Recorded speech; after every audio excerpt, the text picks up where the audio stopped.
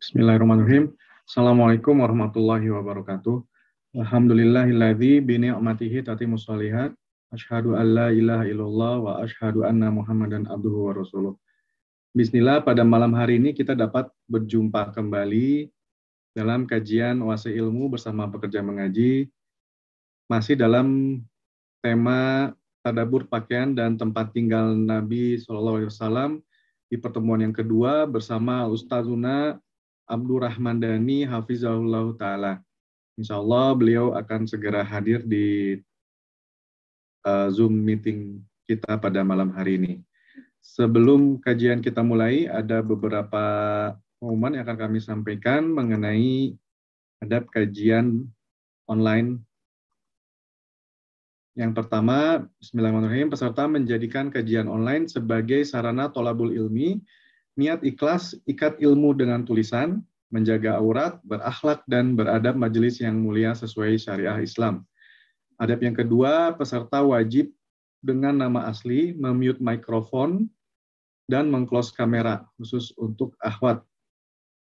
Adab yang ketiga, pada sesi tanya-jawab hanya boleh satu pertanyaan dengan cara menekan tombol raise hand untuk ikhwan atau via WhatsApp pekerja mengaji.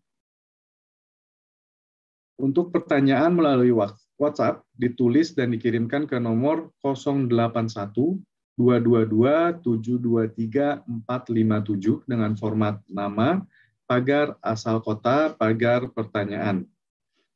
Silakan berinfak terbaik secara sukarela dengan menambahkan angka 9 di akhir transfer. Dan mohon dapat ditransfer ke nomor rekening berikut ini. Yang pertama, nomor rekening Bank Syariah Indonesia dengan nomor rekening 115662137 dan atau Bank Muamalat di 10500003642. Seluruh rekening atas nama Bapak Hasan Taufik. Dan mohon dapat mengkonfirmasi ke nomor WhatsApp 081122387732. Jazakumullah khairan, barakallahu fikum. Insya Allah kita tunggu Al-Ustazuna Abdurrahman Dhani Hafizahullah Ta'ala. Insya Allah tadi sudah terhubung di WhatsApp. Beliau sedang mempersiapkan segala sesuatunya untuk kajian pada malam hari ini. Barakallahu fikum.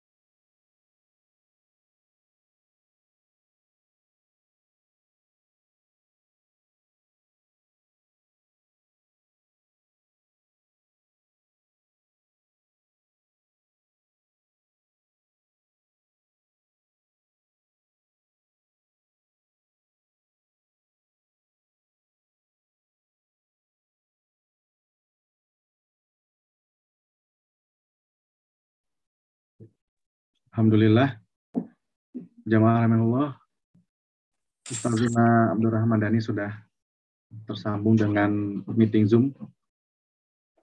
Apa kabar, Ustaz? Alhamdulillah. Alhamdulillah. Alhamdulillah, khair. Tafadhol ya Ustazi, sudah kita buka untuk melanjutkan kajian kita dengan tema tadabbur pakaian dan tempat tinggal Nabi Shallallahu Alaihi Wasallam di pertemuan yang kedua. Barakallahu fikum. Tafadhol ya Ustazi. Fikum barakallahu khair. Bismillahirrahmanirrahim. Assalamualaikum warahmatullahi wabarakatuh.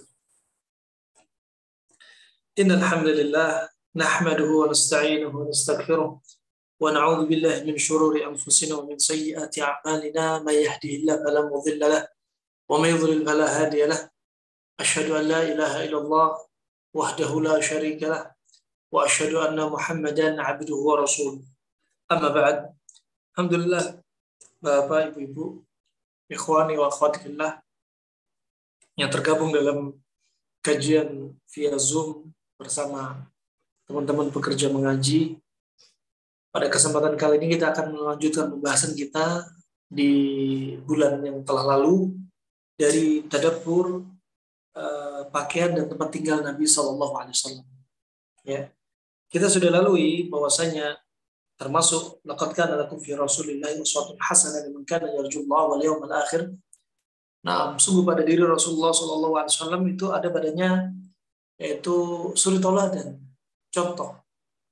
Ya, contoh di sini mau urusan dunia, lebih-lebih urusan akhirat, urusan agama. Dan ada terkait dengan urusan dunia kita berpakaian menjadi ibadah atau menjadi bimbingan khusus yang Nabi jelaskan.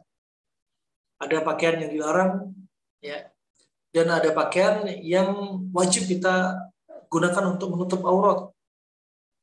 Nah, sudah kita lalui dalam pertemuan yang telah lalu, di antaranya ada pakaian-pakaian yang dilarang, yang hukum asal pakaian itu mubah menjadi dilarang karena beberapa hal yang sudah kita sebutkan dalam pertemuan sebelumnya. Juga sudah kita bahas pula bahwasanya Allah menjadikan kita pakaian untuk apa? Untuk menutupi aurat kita. Untuk menutupi aurat kita. Bisa Anda murojaah dalam surat Al-A'raf ayat 26. Nah, juga kita juga sudah kita lalui pakaian kesukaan Nabi SAW adalah seperti gamis atau kamis. Ya, katakan jubah. Nah, pakaian satu ini sangat simpel, mudah digunakan. Sekali pakai langsung bisa menutup atas sampai bawah. Dan simpel. Dan orang-orang Arab kebiasaannya dari masa silam, mereka tidak suka dengan segala sesuatu yang berbelit-belit.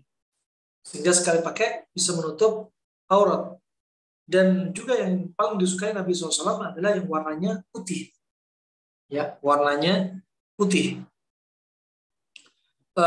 Kemudian kalau kita lihat juga pembahasan Ibnu Qayyim rahimahullah ta'ala, juga pakaian yang digunakan tidak melebihi apa rusuk, tidak melebihi pergelangan tangan, sehingga apa tidak mengganggu aktivitas. Juga tidak terlalu pendek sehingga akan terkena cahaya matahari, panas dan angin. Juga kadang menggunakan imamah, disebutkan Ibnu Qayyim kadang dimasukkan di dalam. Tujuannya apa? Biar leher juga nggak terkena panas. Kenapa? Karena di Arab selain panas juga kadang debu, pasir. Nah, sehingga untuk menutupi untuk apa? Keamanan mereka, keamanan tubuh mereka, untuk menjaga tubuh mereka. Nah, dan berikutnya kita akan membahas yaitu tentang tadabbur dari tempat tinggal Nabi SAW. Tadabbur dari tempat tinggal Nabi SAW. Dan kita perlu benahin dulu dari pakaian ataupun tempat tinggal. Jangan mensalahartikan dengan kata zuhud. Ya, zuhud diartikan apa? Tarku ma la yanfa' fil akhirah. Meninggalkan segala sesuatu yang gak bermanfaat di akhirat. Bukan berarti zuhud harus menggunakan pakaian compang-camping. Berarti zuhud bukan berarti rumahnya jarang dibersihin. Ini definisi yang salah. Ya. Zuhud hakikatnya adalah tarku ma la yanfa' fil akhirah. meninggalkan segala sesuatu yang nggak bermanfaat untuk di akhirat.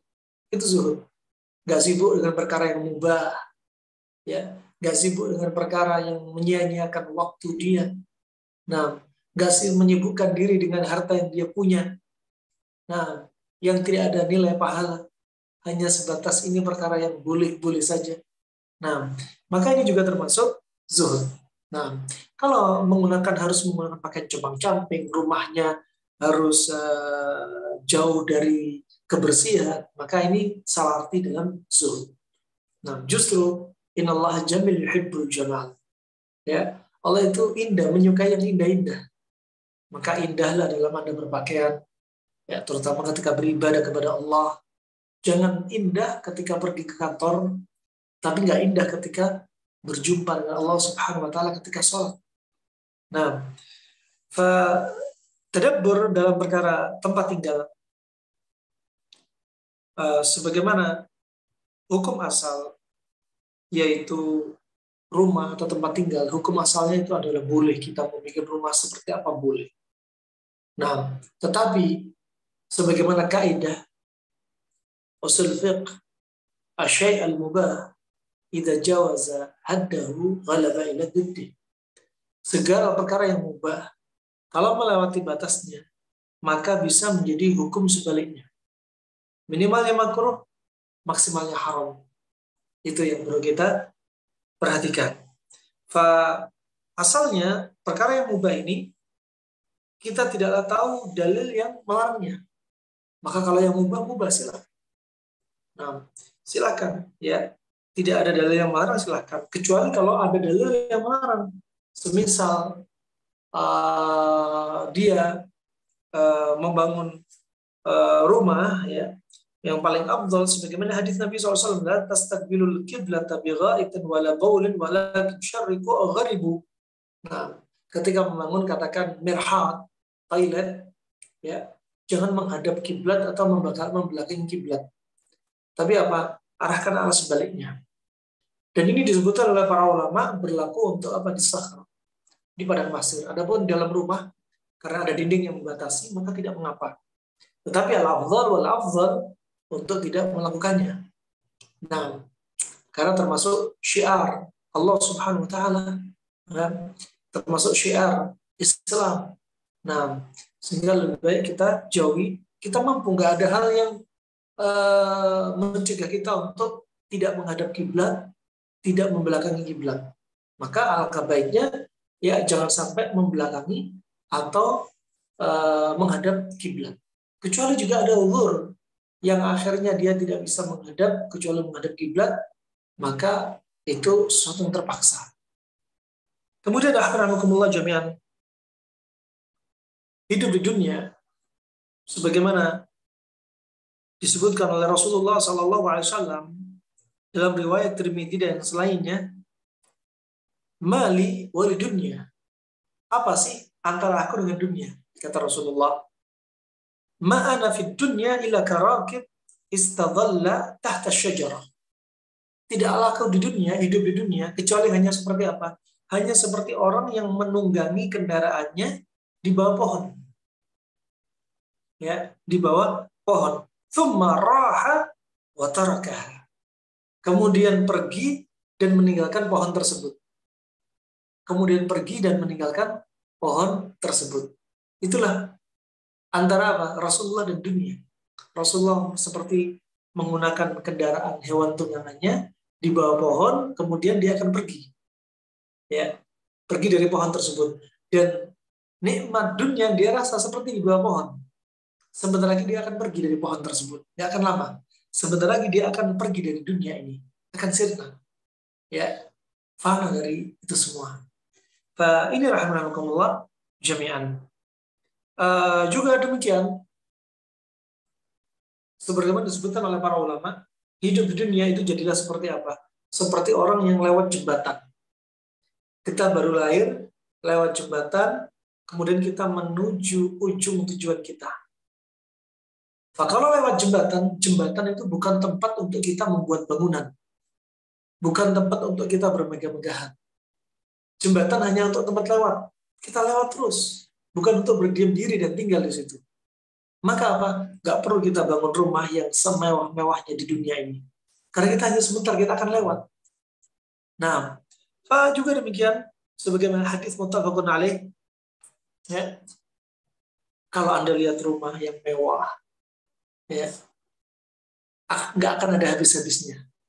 Angan-angan khayalan untuk membuat rumah seperti apa yang ada di hadapan mata.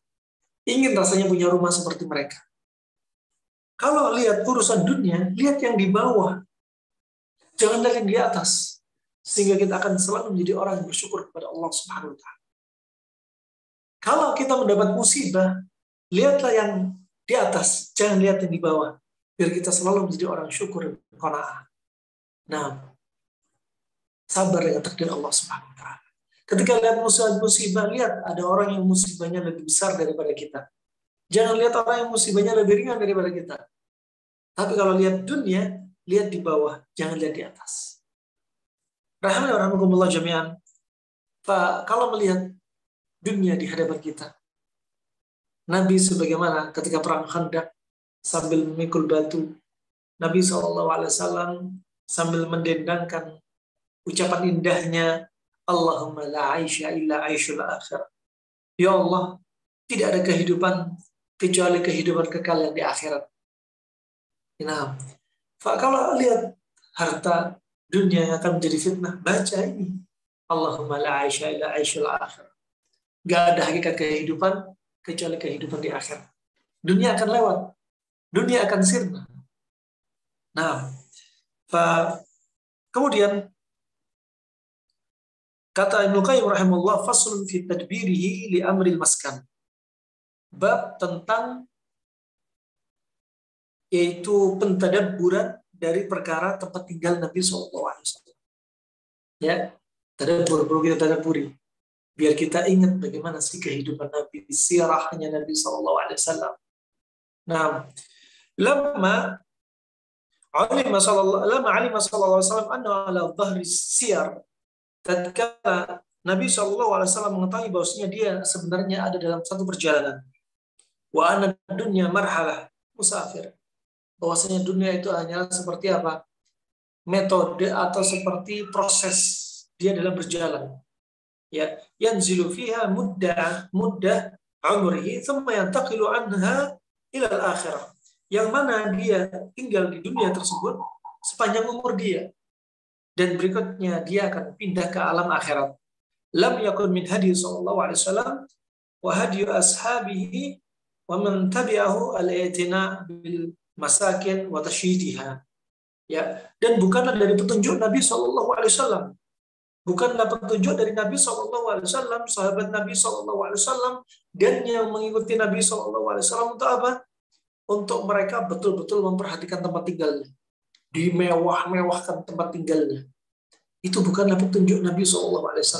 Kata Ibnu Qayyim rahimahullah, bukanlah petunjuk sahabat, bukanlah petunjuk orang-orang yang mengikuti Nabi SAW.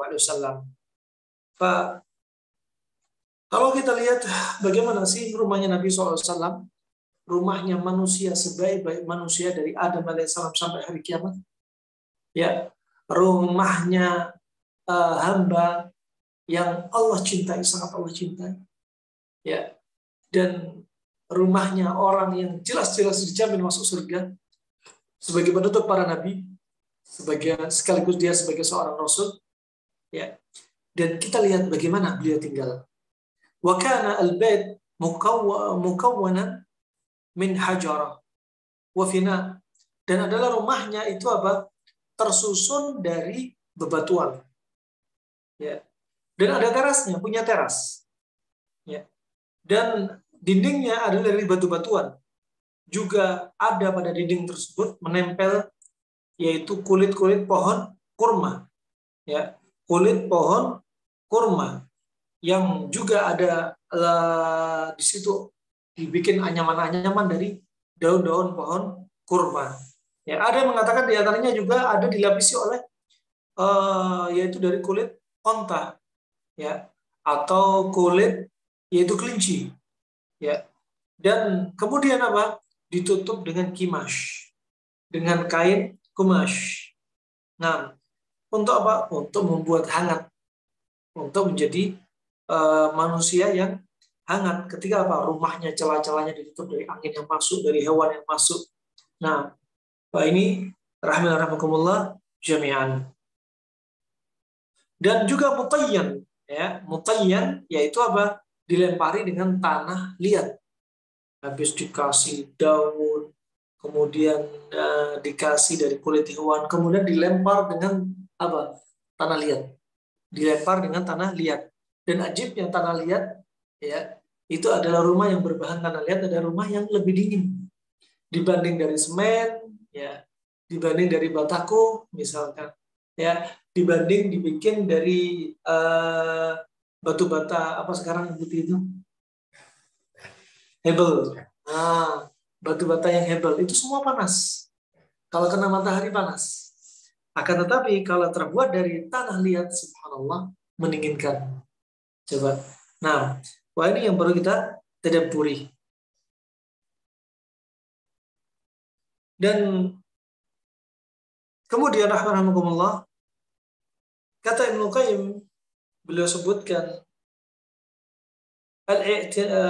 lam yakun wa ta'liyatiha wa ta'liyatiha, di antaranya lam yakun min hadinam wa ta'liyatiha wa zukhrufatiha wa tawsi'iha.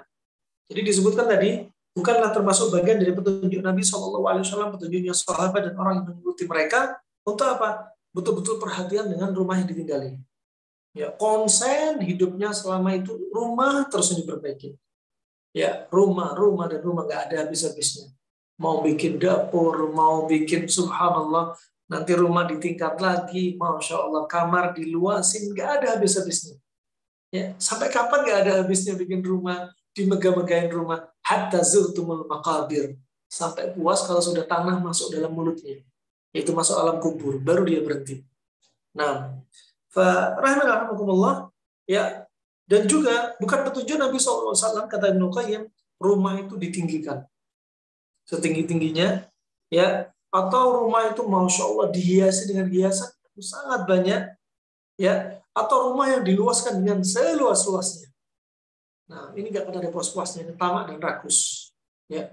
Pengen rumah di antaranya sebelum rumah, ya, dibikin, dia tadabburi bagaimana sih rumah Nabi Sallallahu Alaihi Wasallam.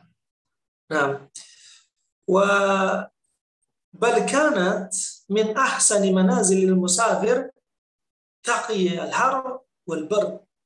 Bahkan rumah yang ditinggali Nabi Sallallahu Alaihi Wasallam adalah rumah yang paling baik bagi status orang yang musafir. Rumah Nabi ala kadarnya, tapi istrinya 9. Ya. Daripada rumah besar, satu istri, tengkar terus, anak tengkar, rumah luas, seperti rumah sempit. Kenapa? Dadanya sempit. Ya, karena apa yang bikin sempit? Karena nggak dihuni dengan orang-orang yang saleh dan saleh. Nah, rahimahullah, kata Ibnu Qayyim, rumahnya Nabi adalah termasuk rumah yang paling cocok untuk ditinggali sebagai statusnya orang musafir. Hanya numpang di dunia. Nah, taqiyal har wal bard, cukup dia membuat terjaga dari panas dan dingin. Siangnya panas, dinginnya malam. Nah, wa tustaru minal uyun, ya, dan juga ditutup dari pandangan mata. Cukup sudah. Nggak kena panas, nggak kena dingin, nggak kena hujan, kemudian nggak jadi sasaran pandangan orang-orang mata yang ingin berbuat jahat, juga aib atau diantaranya juga ain, pandangan mata yang berbahaya, ini tentu nggak nyampe sama dia, ya. Yang juga penting juga apa, terlindungi aurat kita dari pandangan mata orang-orang yang di luar itu sudah cukup. Wa tamna'u min wuluji ad-dawab, juga rumah yang kira-kira cukup untuk apa? Membuat bagaimana hewan melata itu tidak masuk. Ya, hewan apapun itu nggak masuk dalam rumah tersebut, cukup. Ya, rumah besar, megah, masya Allah, pintunya agak naik ke atas, lantainya antara lantai dan pintu ada jarak, tikus masuk, ular bisa masuk. Nah, maka perhatikan, yang penting ini nggak panas, nggak dingin, nggak ada hewan masuk. Kemudian dijaga penghuni rumah itu dari mata-mata yang ya liar. Nah, juga wala yakhaf suqutuha li farti taqliha. Juga yang penting, rumah itu apa? Jangan sampai membuat kita takut, penghuninya takut, atap akan runtuh karena beratnya atap. Jangan sampai. Ya, makanya harus proporsional dan cukup sesuai kebutuhan saja. Gak usah berlebih-lebihan. Nah, gak usah berlebih-lebihan. Wala tu'ashish fiha al-hawam las'atiha wala ta'tawiru 'alaiha al-ahwiya war-riya al-mu'dhiya lirtifaiha. Nah, juga di antaranya ya janganlah rumah itu ya jadilah apa? Betul-betul tujuan hidup. Untuk apa? Tempat hidup di situ bikin ruang kamar banyak luas, tapi apa? Di situ jadi tempat tinggalnya para al-hawam, hewan-hewan yang beracun. Ya, dengan racun-racunnya, baik laba-laba, baik kalajengking, baik ular, baik tikus, ya, dan hewan-hewan yang lainnya. Jangan sampai, ya, jangan sampai bikin peluang hewan-hewan hidup ada di rumah tersebut. Kasih tutup peluang-peluangnya. Paham? Kasih tutup pintu peluang-peluangnya. Wallahu a'lam bishawab.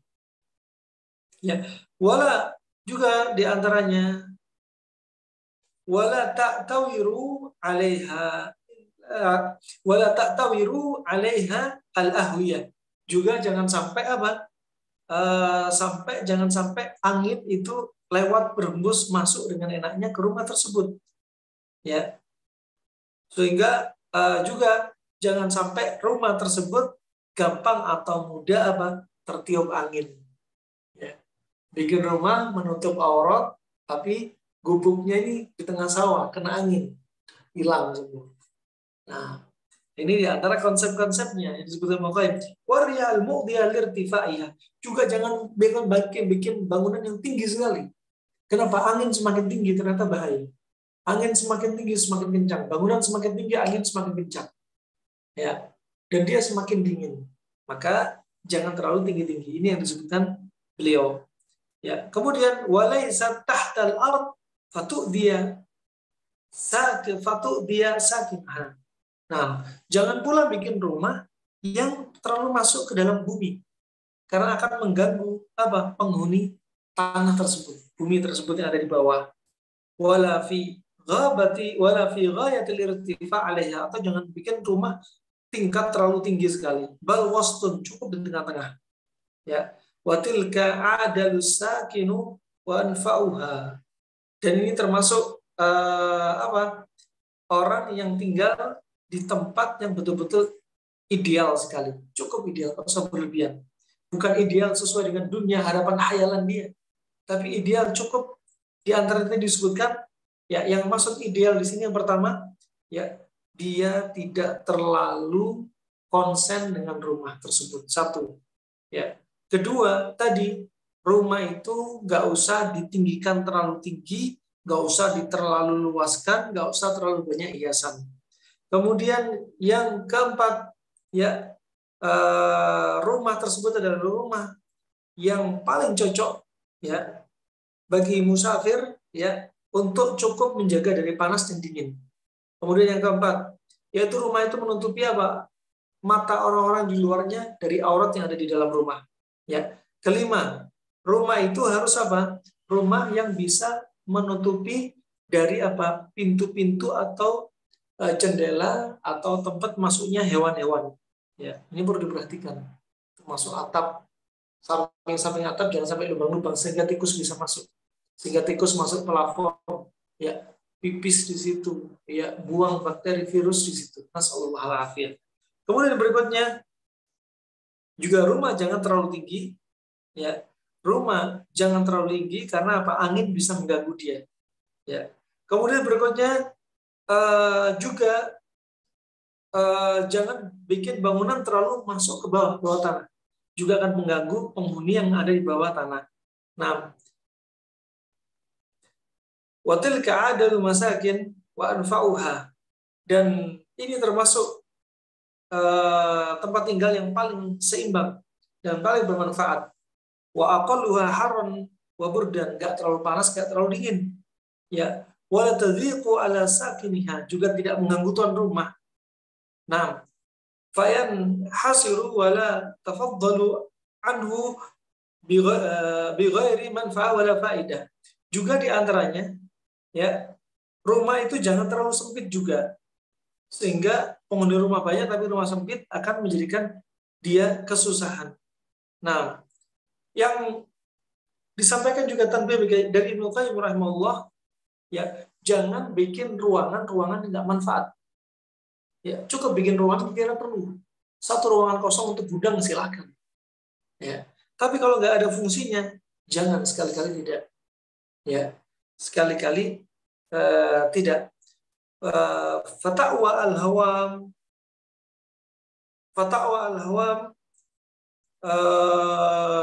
khuluha wa lam yakun fiha unufun tu'di sakinaha bi raihatiha.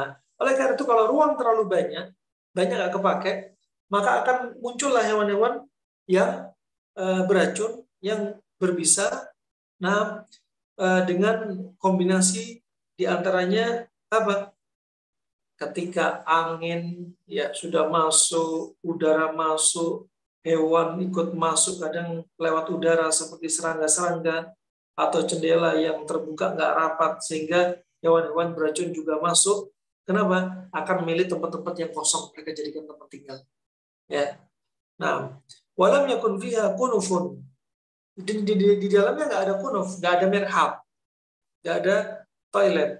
Nah, tu'di sakinaha birahatiha.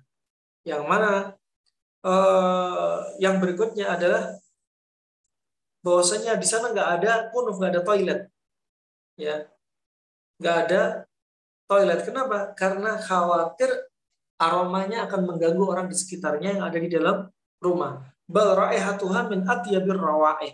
Tetapi rumah Nabi SAW termasuk rumah yang paling wangi, yang paling wangi. Nah, wallahu a'lam bishawab. Nah, fa lianna kana yuhibbu at-tib, fa Nabi SAW juga mencintai at-tib, minyak wangi. Makanya Nabi berkata, ahabbu ilayya dunyakum at-tib wan nisa. Yang paling kucintai dari dunia Anda semua adalah wanita dan pewangian. Ini termasuk fitrah. Ya. Kalau ada orang nggak suka wanita, berarti keluar dari fitrah. Kalau ada orang nggak suka minyak wangi, berarti keluar dari fitrah. Nah, walam yakun fiha kunufun tu'dhi sakinaha bi raihatiha.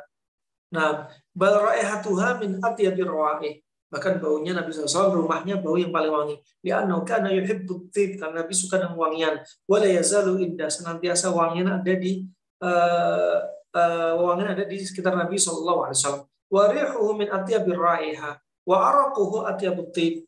Ya, wangian Nabi adalah wangian yang paling wangi, dan keringatnya Nabi pun baunya apa? Lebih baik daripada bau pewangian. Nah, wallahu a'lam bisawab. Wa la yazalu indah wa rihu min atyabi raiha wa araquhu atyabut tib wa lam yakun fid dar walam yakun fid dar kanifun tadharu raih. Enggak ada sama sekali toilet yang ada di dalam rumah yang aromanya mengganggu. Wala raib anna hadhihi min a'dali lahu. Maka ini adalah rumah yang paling ideal bagi Nabi SAW. Nah, yang paling ideal. Wallahu a'lam bishawab.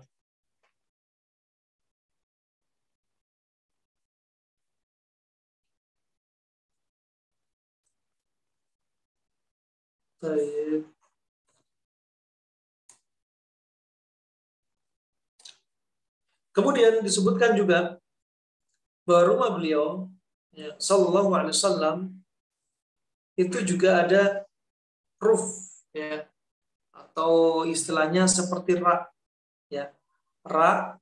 Nah, yang mirip dengan khizan, yang mirip dengan al-mari. Nah, al-khizan al-saghirah. Nah, dan itu termasuk apa? Mata perhiasan dunia. Nah, perhiasan dunia.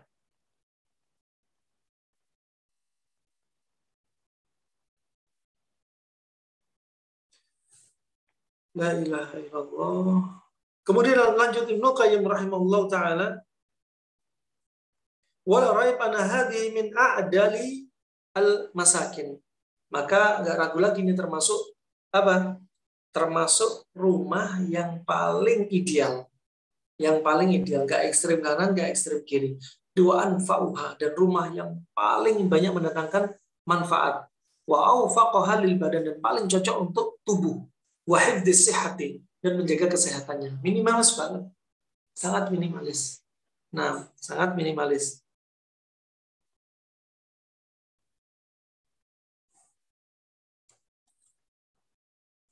Baik, alhamdulillah pembahasan Ibnu Qayyim dari pakaian dari pertemuan silam sampai detik ini, yaitu tentang tempat tinggal, sudah selesai. Alhamdulillah dengan izin Allah. Sekarang kita kembali untuk sesi tanya jawab. Wallahu a'lam bishawab. Nah, jazakallah khair ya Ustazi atas pemaparannya materi pada malam hari ini. Padahal bagi para jamaah rahimahullah yang ingin bertanya dapat melalui WA dari pekerja mengaji, yaitu di nomor 0812 2272 3457, atau dapat langsung raise hand dan menekan tombol raise hand untuk berinteraksi langsung dengan Ustazuna Abdurrahman Dhani. Baik, ini sudah ada pertanyaan ya Ustazi dari WA. Bismillah, jazakallah khair atas ilmunya ya Ustazi. Bagaimana dengan kamar yang di dalamnya ada kamar mandi? Apakah diperbolehkan secara syariat? Jazakallah khairan, barakallahu fikum. Nah, barakallahu fikum. Kamar yang di dalamnya ada kamar mandi tidak mengapa, karena ada dinding yang membatasinya. Tidak mengapa, ada dinding membatasinya, ada pintunya.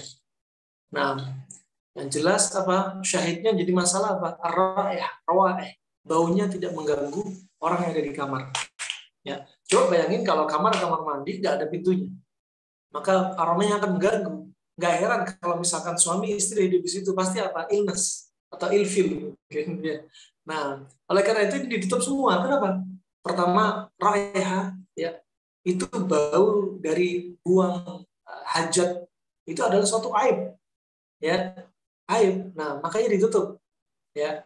Agar apa? Tidak sampai walaupun ke pasangan hidup kita. Kenapa? Perasaan nggak nyaman. Ya. Makanya ini ditutup juga diantaranya apa? Untuk menutup pintu-pintu bencinya seseorang karena aib kita. Ya, karena apa yang tidak disukai dari diri kita. Wallahu a'lam bishawab. Baik, jazakallah khair Ustazi atas jawabannya. Pertanyaan selanjutnya ada dari kolom chat. Tadi disebutkan bahwa salah satu pakaian kesukaan Nabi yaitu dengan menggunakan gamis. Akan tetapi saat ini beredar bahwa gamis itu adalah budaya dari Arab Saudi, sehingga ada di beberapa tempat di Indonesia ini yang melarang untuk menggunakan gamis. Kira-kira seperti apa nasihat dari Ustadz? Barakallahu fikum. Terkait dengan pakaian, ya, dan kesukaan Nabi nggak bisa dihitung sebagai ibadah. Nah, nggak bisa dihitung ibadah. Karena di Arab suasananya panas, ya, siang panas, malam dingin, dan itu memang adat mereka. Itu termasuk pakaian adat mereka gamis. Nah, dan hukum asalnya itu bukan agama. Ya, akan menjadi nilai ibadah kalau apa? Kita ingin mencintai apa yang Nabi cintai. Seperti dari pakaian. Ya, baru dapat nilai ibadah. Nah, dikenal dengan sunnah jibiliyah. Nah, adapun di negeri kita, tentunya apa? Mayoritas, ya, walaupun ada sebagian yang sudah move on, sudah terbiasa dengan busana tersebut karena kebiasaan haji dan umroh misalkan. Ada beberapa daerah, apalagi daerah kampung perkampungan, orang yang menggunakan baju seperti demikian identik dengan ya orang-orang yang ekstrem, orang-orang radikal, ya padahal mulut belum bicara, ya kebaikan, tapi sudah ditolak dulu gara-gara penampilan. Nah, kenapa? Bahkan mereka alergi dengan penampilan seperti pakaian orang-orang. Nasallallahu alaihi. Nah, itulah mengajukan. Tidak mengapa kita menggunakan pakaian selain jubah, apapun pakaian selama tidak ada unsur minimal yang makruh atau haram, maka sah-sah saja. Wallahu a'lam bishawab.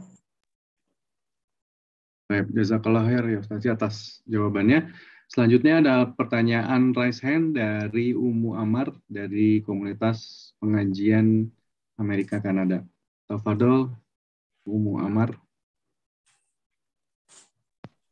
Ya, jazakumullahu khairan, host. Assalamualaikum warahmatullahi wabarakatuh, Ustadz. Waalaikumsalam. Ustadz, pertanyaan dari teman-teman di US, di Saung, adalah yang pertama, bagaimana Ustadz kalau di sini kita kebanyakan tinggal di apartemen, dan itu pastinya nggak selalu dapat di lantai yang bawah, Ustadz.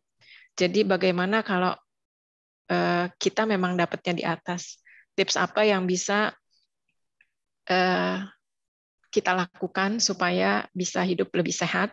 Dan yang kedua, Ustadz, di gedung-gedung di sini kan kita punya 4 musim, Ustadz. Ketika panas, di wilayah tertentu itu panasnya luar biasa. Jadi di rumah AC-nya selalu on. Kemudian kalau musim dingin, kita harus pasang heater karena terlalu dingin. Nah, untuk menyikapi yang seperti ini, Ustadz, berarti badan kita memang selalu di dalam dan selalu kena udara yang berasal dari mesin-mesin tadi. Apakah ada makanan yang bisa mengkombinasikan supaya tetap fit di samping mungkin ada olahraga? Jazakumullahu khairan, Ustaz. Wajazakumullahu khair. Sebagaimana sering kita sebutkan di awal-awal kajian, ada konsep berpasang-pasangan. Kalau tubuh kita kedinginan, mekanisme alaminya kita akan mencari penghangat. Ima seperti di negeri mereka menggunakan api unggun, jaket yang tebal, sarung tangan, itu termasuk mekanisme. Dan itu termasuk mengambil sebab, cara mengambil sebab. Ya, cara mengambil sebab yang alami, orang otomatis langsung berpikir. Ya, ketika ada hujan, mereka pasti cari tempat berteduh. Ya, ketika ada panas, mereka cari tempat yang lebih dingin, tidak ada panas. Nah, dan bisa mereka mencari di antaranya air minum untuk mendinginkannya. Ya, itu termasuk proses alam. Ya, termasuk apa? Fitrah, amrun daruri. Ya, termasuk perkara yang kita nggak harus menuntut ilmu, sudah paham. Kalau ada hujan berarti gini, ada panas berarti gini, begitu. Nah, bagaimana dengan makanan? Sama, makanannya juga yang jelas berpasang-pasangan. Ketika kita lihat sejarah orang-orang Belanda, kenapa menjajah negeri kita? Karena mereka adalah tempat yang dingin. Dan mereka ingin mengambil hasil rampasan jajan mereka dengan apa? Dengan mengambil diantaranya bawang, ya. Nah, yang seperti demikian untuk apa? Untuk menghangatkan tubuh mereka. Nah, ada panas, ada dingin. Nah, kemudian yang berikutnya kalau tinggal di tempat yang tinggi, ya memang sulit dielakkan. Masing-masing daerah berbeda, maka ada saatnya Anda turun dari tempat tinggi, Anda tinggal di apartemen, saatnya Anda turun olahraga di alam bebas yang ada di bawah. Wallahu a'lam bishawab.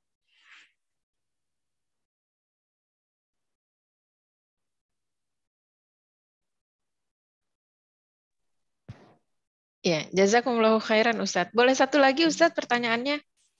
Silahkan. Iya, Ustadz. Di sini juga layoutnya, Ustadz, terkadang ada satu apartemen yang kamar mandinya luas sekali, Ustadz. Terus nggak ada pintunya, Ustadz. Dan kemudian ada yang untuk berendam air panas atau jacuzzi-nya. Itu bagaimana ya, Ustadz, menyikapinya? Nah, pertama, asal hukumnya sesuatu itu mubah. Sebagai seorang Islam, kita harus lihat. Ya, ada jacuzzi. Kalau di situ ada mandi rame-rame, ya, jika kelihatan auratnya, mending jangan. Ya. Mandi rame-rame walaupun laki-laki, tapi hanya pakai pakaian yang ada di dalam. Ya, pakai dalam. Maka jangan. Ya, apalagi fitnah di kalangan mereka, banyak juga fitnah seperti LGBT. Nah, berikutnya, apalagi dengan wanita, jelas lebih keras lagi ancamannya. Nah, maka yang perlu diperhatikan adalah cari momen yang pas. Jika memang harus mandi di situ, mandi yang kira-kira nggak bikin fitnah, ya, apalagi jauh dari wanita. Kemudian kamar mandi yang terbuka, saya nggak paham gambarnya terbuka seperti apa. Ya, yang jelas ada pintu-pintunya untuk mereka tertutup, bisa mandi, aurat juga bisa terlindungi, maka itu cukup. Nah, wallahu a'lam bishawab. Ya Ustadz, jazakumullahu khairan. Kalau boleh satu Ustadz, afwan, satu lagi terakhir benar Ustadz. Bagaimana dengan kalau kita gedungnya ini tertutup ya Ustadz, dan nggak selalu jendelanya bisa dibuka, tetapi kita punya tanaman hidup di dalam rumah. Afwan Ustadz. Apakah itu juga tidak apa-apa atau adakah rekomendasi tanaman apa yang bagus untuk di dalam menurut contohnya Rasulullah SAW? Jazakumullahu khairan Ustadz. Masya Allah. Wa jazakillah khair. Nah, tentunya ahli tanaman paling paham ya. Tanaman, diantaranya ada tanaman yang menghasilkan racun, ya. Seperti ada tanaman yang model-model semacam sri rezeki, ya. Ini yang membahayakan kalau diletakkan di rumah, ternyata mengeluarkan racun yang berbahaya, apalagi di malam hari, ya berarti jangan ditanam seperti demikian. Ya, cari tanaman yang bagus seperti menyerap polusi, ya, menyerap polusi. Ya. Ada juga tanaman-tanaman yang direkomendasi seperti tanaman seperti lidah buaya dan semisalnya. Bukan lidah buaya, lidah mertua. Ya. Lidah mertua misalkan, dan tanam-tanaman yang khasnya dengan daun-daun yang tebal. Itu bagus untuk menetralisir hawa di udara. Sangat bagus. Nah, tentunya mereka yang ahli tanaman lebih paham. Nah, dan diusahakan rumah itu sirkulasi udaranya, cahayanya juga masuk, sehingga tidak menjadi rumah yang terlalu lembab. Karena rumah lembab adalah tempat sasarannya apa? Virus, bakteri, dan jamur patogen. Nah, juga pertukaran udara juga bagus. Nah, pertukaran udara juga bagus. Wallahu a'lam bishawab. Tanbih, peringatan. Kita katakan tadi rumah asalnya boleh-boleh saja, tapi jangan sampai ada rumah yang di situ ada sesuatu yang dibenci oleh Allah dan Rasulnya, seperti rumah dipasang gambar, ya. Jangan rumah diletakkan di dalamnya ada di antaranya anjing di dalam rumah. Wah, ini sebab di antara rumah yang malaikat Jibril juga malaikat yang lainnya, malaikat rahmat, ini menyebabkan malaikat rahmat jadi masuk rumah. Nah, malaikat rahmat, adapun malaikat pencabut nyawa tetap akan masuk rumah. Nah, juga rumah tetap diusahakan tertata rapi bersih. Innallaha jamil yuhibbul jamal. Allah itu indah, menyukai yang indah-indah. Ya, apalagi kalau rumah banyak ruangan, jarang dibersihin, kotor, rumahnya rumah invest. Gak heran kalau banyak hewan-hewan fuaisik, banyak tikus, banyak kecoa, banyak seperti tokek, banyak laba-laba, banyak ular, ya. Belum lagi akan menjadi tempat sarangnya, yaitu saudara kita dari kalangan jin. Nah, dari kalangan jin, ya. Maka sesuatu yang halal tetap di koridor halal. Maka yang haram atau bikin makruh jangan didatangi. Ya, seperti tadi ketika di rumah sendirian, ya, maka dia ada beban untuk membersihkan rumah juga, menjaga rumah tersebut agar dijauh dari jin juga. Nah, ini rahmatullah, makanya pentingnya rumah yang minimalis di zaman sekarang. Ya, rumah besar-besar ternyata anaknya semua keluar. Nah, rumah besar-besar ketika dia sudah tua, dia kembali lagi ke masa-masa yang dia sendirian dan dia sudah tua, nggak bisa ngerawat sendirinya, nggak bisa membersihkan rumahnya, maka ini jadi apa?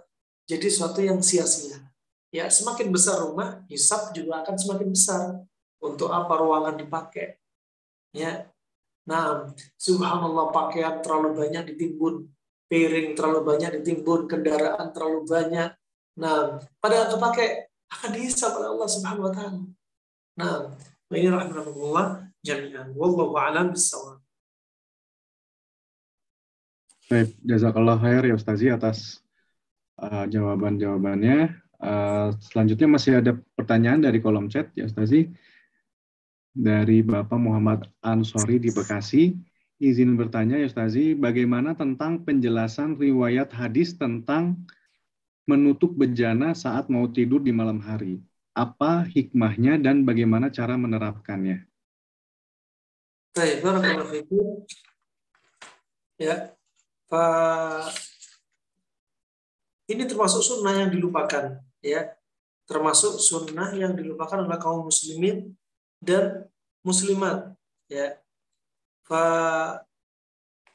Telah disebutkan, dibimbing oleh Nabi SAW, bahwasanya ketika ada bencana atau termasuk sumur, ya, atau bencana air, ya, maka ketika malam hendaknya ditutup, ya, baca Bismillah misalkan, kemudian ditutup, ya, itu ada hikmahnya, ya, ada hikmahnya.